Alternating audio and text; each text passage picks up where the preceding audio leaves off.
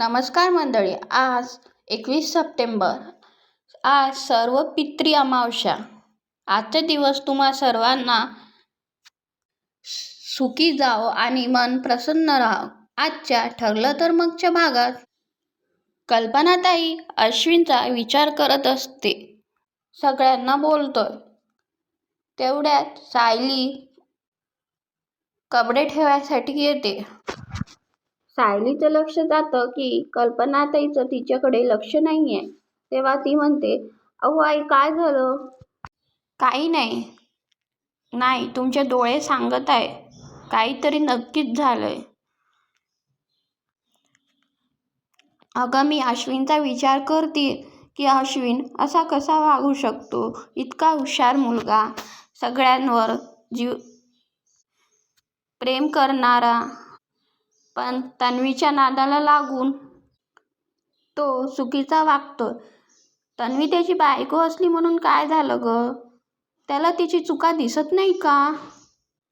सायली कल्पनाला समजावते की दिसतील.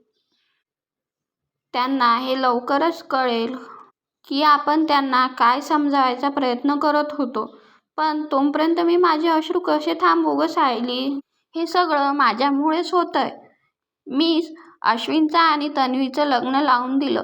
तुम्हाला अंधारात ठेवून मी हे सगळं केलं आणि बघ ना, आता देव मला किती मोठी शिक्षा देतोय. तुम्हाला अश्विन भाऊजीचा सुखी संसार बघायचा होता ना. पूर्णा आजीला दिलेलं वचन पूर्ण करायचं होतं. तन्वीला या घरची सून म्हणून आणायचं होतं. अगं नाही, तन्वीची निवड मीच केली होती. प्रिया भाऊक आवाजात म्हणते, आई, तू सुद्धा मला अपराधी समजते का ग? मी जो गुन्हा केलाय तो नाईलाजाने केला. हे कोर्टात सिद्ध झालंय म्हणूनच कोर्टाने मला सोडलंय ना. पण हे कोर्ट नाहीये तन्वी. हे घर आहे. इथले निर्णय तुझे बाबा घेतात आणि तू त्यांना इतकं दुखावलंयस ना की ते तुला आयुष्यात कधीच माफ नाही करू शकणार. वहिनी, मी काय म्हणतो, दादाला येऊ दे, मग आपण काय तो निर्णय घेऊया ना. नाही भाऊजी, आता वेगळा कोणता निर्णय घ्यायचा प्रश्नच येत नाही. आणि मला माहित आहे यांनी तन्वीला बघितलं की हे किती चिडतील. मला चांगलंच माहित आहे. सुमन म्हणते, अहो, आपण यात न पडलेलंच बरं आहे. तन्वी कशी वागली ते आपल्याला माहित आहे. आणखी हिला पाठी नाही घालायचंय आपण. हिचा निर्णय भाऊजी आणि वहिनींनाच घेऊ दे. प्रिया रडण्याचं नाटक करते आणि म्हणते की सासरी गेली तेच, माहेरी गेली तिथेही तेच. तन्वी, हे बघ, तू स्वतःला त्रास नको करून घेऊ. आपण इथून जाऊया आणि मग बघू काय करायचं. काय करायचं राहिलंय अश्विन? हे सगळे माझं इतकं तिरस्कार करतात हे बघू का? हे सगळेजण मला किती लाचारतात हे बघू मी. बस झालं आता, असं म्हणून ती निघून जाते. सायली, अगं, मला खूप भीती वाटतेय. माझी या चुकीची शिक्षा अश्विनला नको मिळायला. अगं, तो अर्जुन सारखा स्ट्रॉंग नाहीये, मनाने खूप हळवा आहे. मागे एकदा एका मुलीसाठी काय केलं होतं आठवतंय ना?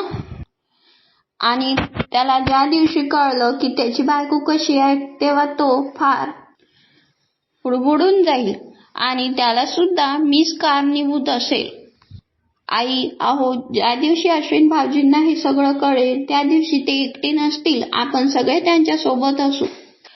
आपण सगळेजण त्यांच्या मागे खंबीरपणे उभे राहू आणि आपल्या घराचे दरवाजे त्यांच्यासाठी उघडेच आहेत ना.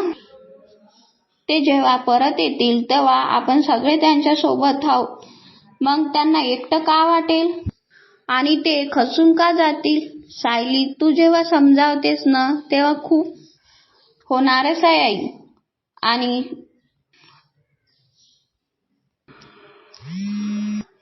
जेव्हा त्यांना आपली गरज असेल तेव्हा मी स्वतःहून त्यांना मदत करेल. तिकडे महिपतचा वकील महिपतला भेटायला येतो. महिपत म्हणतो, ओ पवार साहेब, माझ्या कानामागे आली आणि जेलातून सुटली आणि माझी मुलगी तिथे जेलात आहे. वकील म्हणतो, माफ करा साहेब, पण तुम्ही तन्वी सुभेदारवर हल्ला नको करायला हवा होता. ते प्रकरण जरा जास्तच महागात पडलंय. मी तुला विचारलं का? महिपत वकिलाला धमकावतो, मला फुकटचे सल्ले द्यायचे नाही. माझ्या समोर बसलायस ना तू, फक्त कामाचं बोलायचं. अहो, पण मी साक्षी मॅडमला सोडवायचा प्रयत्न करतच आहो. वकील कोण आहे? तू का मी? मी. मग डिग्री कोणी घेतली, तू की मी? मी. मग तुझ्या डिग्रीचा आणि मेंदूचा वापर कर आणि माझ्या मुलीला जेलातून सोड.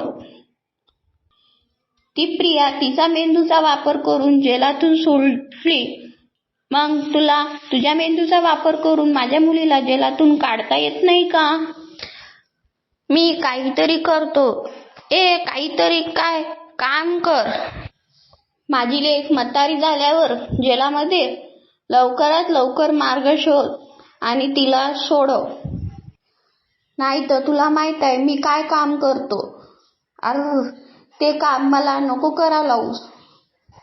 लवकरात लवकर माझी लेक जेलामधून सुटली पाहिजे. तिकडे अर्जुन रूम मध्ये विचार करत असतो की सायलीचं स्केच आर्टिस्टला सुद्धा काढता नाही आलं. अर्जुन विचारत असतो की गाठोडे सुद्धा सापडलं नाही. तन्वीने ते गाठोडं लपवलं तर नसेल, आणि ते कुठं लपवणार? इथेच. मी इथे बघितलंच नाही. आणि तसंही तिला स्वतःच्याच घरात चोऱ्या करायची सवय आहे. तिच्या रूम मध्ये असेल कदाचित. तिकडे प्रियाचं नाटक चालू ठेवते की मी आता स्वतःला पेटून घेणार आहे आणि पेट्रोल स्वतःच्या अंगावर टाकायचा प्रयत्न करते. अश्विन तिला वाचवायचा प्रयत्न करतो. तेव्हा प्रिया म्हणते, मी सगळ्यांच्या नजरेत गुन्हेगार आहे ना, मग मी कशाला जगू? माझ्या आई बाबालाही मी नको हवी. मी मरणार आहे आणि स्वतःला जाळून घेणार आहे. तू जा तिकडे, असं म्हणून अश्विनला ढकलून देते. तन्वी, कॅन सोड. नाही, माझी. तुझ्या आईवडिलांनी सुद्धा मला हाकललं. माझ्या आईवडिलांना सुद्धा मी नको आहे. मग मी कोणासाठी जगू? मी स्वतःला मारून घेणार आहे. अश्विनला ढकलते. अगं तन्वी, तू काय बडबडतीयेस? सुमन काकी, माझ्या अश्विनसाठी एक चांगली मुलगी बघा आणि त्याचं लग्न लावून द्या. मी स्वर्गात नरकात जिथे कुठे असेल ना. शट अप तन्वी, मूर्खासारखं काही बडबडू नकोस आणि कॅन सोड. प्रिया परत ढकलते. तिकडे अर्जुन प्रियाचं चखोलीत जाऊन प्रियाचं सगळं सामान बघायला लागतं. सायली अर्जुनसाठी कॉफी घेऊन येते. तेव्हा त्याला समजतं की हा एकच ड्रॉवर लॉक आहे. तो चाबी शोधायला लागतो. मी चालले आई. तन्वी, अगं निदान अश्विनचा तरी विचार कर. अर्जुनला चाबी सापडते आणि तो ड्रॉवर उघडतो. त्याला तन्वीचं गाठोडं सापडलं. अर्जुन मनातल्या मनात म्हणतो, पण एकच गाठोडं सापडलं. सायली अर्जुनला फोन लावत असते की हे कुठे गेलेत. ऑफिसला तर मला न सांगून जाणार नाही. आता मी यांना सकाळी सकाळी कुठे शोधू? मंडळी, अश्विन प्रियाच्या प्रतिमाच्या खूप पाया पडलेल्या दाखवतं. तन्वीने सायलीचं गाठोडं सुद्धा इथेच लपवलं असेल. तन्वीने तिचं गाठोडं इथं लपवलं तर सायलीचं सुद्धा इथेच असेल असं अर्जुन विचार करतो. म्हणूनच तर पोलिसांना 2 गाठोडी सापडलीच नाही. सायली अर्जुनला फोन लावत असते. फोनची बेल तिला ऐकू येते. यांच्या फोनची बेल तर इथेच वाजते. अर्जुन गाठोडं शोधण्याच्या याच्यात रमलेला असतो. सायली अर्जुनला फोन लावत असते पण अर्जुन काय फोन उचलत नाही. बायको ही कशाला फोन करतेय मला. सायली बेलच्या आवाजाने प्रियाच्या खोलीकडे वळते. तेवढ्यातच ती येते आणि म्हणते, अहो तुम्ही इथे काय करताय. तर प्रेक्षकांनो पुढील भागात सायली प्रियाला पाहायला जाते. तिला समजतं की प्रिया आणि अश्विन भाऊजी इथे नाही आहेत.